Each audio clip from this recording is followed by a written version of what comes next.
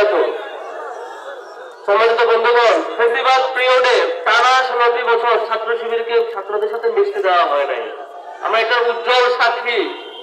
মিশতে না দেওয়া সত্ত্বেও আজ ছাত্র শিবির আলহামদুলিল্লাহ বাংলাদেশের প্রত্যেকটা স্কুলে প্রত্যেকটা শিশুদের মন পর্যন্ত পৌঁছে গেছে আলহামদুলিল্লাহ।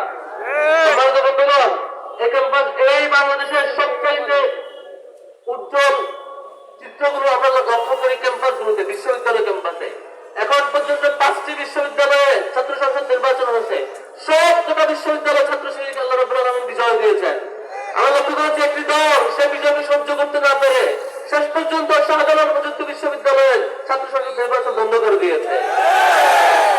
শুনে রাখো ভাইয়েরা, তোমরা আমাদের সাময়িক বন্ধ করেছো, কিন্তু ছাত্র শিবির শুধু শাহজালাল বিশ্ববিদ্যালয় নয়, প্রত্যেকটা স্কুল পর্যন্ত ছাত্র শিবির চূড়ান্ত বিজয়ের দিকে চলে গেছে আলহামদুলিল্লাহ।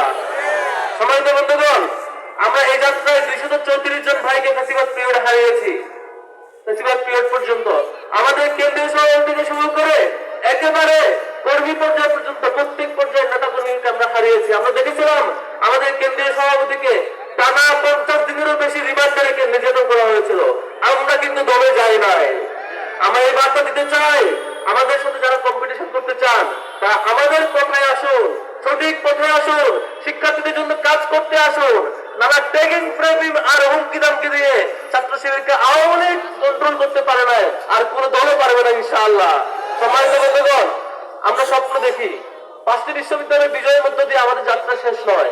আমরা একটা স্বপ্ন দেখি, সেই স্বপ্ন হচ্ছে এই পুরো বাংলাদেশে প্রত্যেকটি তরুণের মনে ইসলামের বার্তা পৌঁছাবে ইনশাআল্লাহ। প্রত্যেকটা তরুণের মনে ইনসাফের বার্তা পৌঁছাবে। প্রত্যেকে ইনসাফ কায়েমের স্বপ্নের সারথি হয়ে যেদিন পৌঁছাবেন সেদিনই আমাদের ইসলামী ছাত্র শিবিরের চূড়ান্ত লক্ষ্য সফল হবে ইনশাআল্লাহ। সেই লক্ষ্যে আমরা অপেক্ষায় থাকলাম। এই ছাত্র শিবিরের আজকের 49টি বছর যে পার হলো, 49 বছর প্রতিষ্ঠা বার্ষিকীর উপলক্ষে এই বাংলাদেশের প্রত্যেকটি তরুণের মনে আবার সে দাওয়াত পৌঁছাতে চায়। ছাত্র শিবিরের কোন কর্মী গত 49 বছর ধরে কোন ধর্ষণের সাথে জড়িত ছিল না।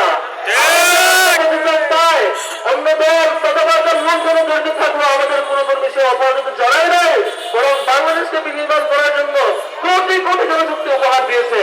আমরা সেই জনশক্তি উপহার দেওয়ার যাত্রা অব্যাহত রাখবো ইনশাআল্লাহ। এই ছাত্র শিবির সেই চিতুরির হয়ে প্রতিটি সংকটে বাংলাদেশের জন্য ফিরে আসবে ইনশাআল্লাহ। এই ছাত্র শিবির প্রত্যেকটি সংকটে বাংলাদেশকে সংকট থেকে উত্তরণ করার জন্য জীবন দিয়ে হবে তার লড়াই চালিয়ে যাবে ইনশাআল্লাহ। আসসালামু আলাইকুম ওয়া রাহমাতুল্লাহ।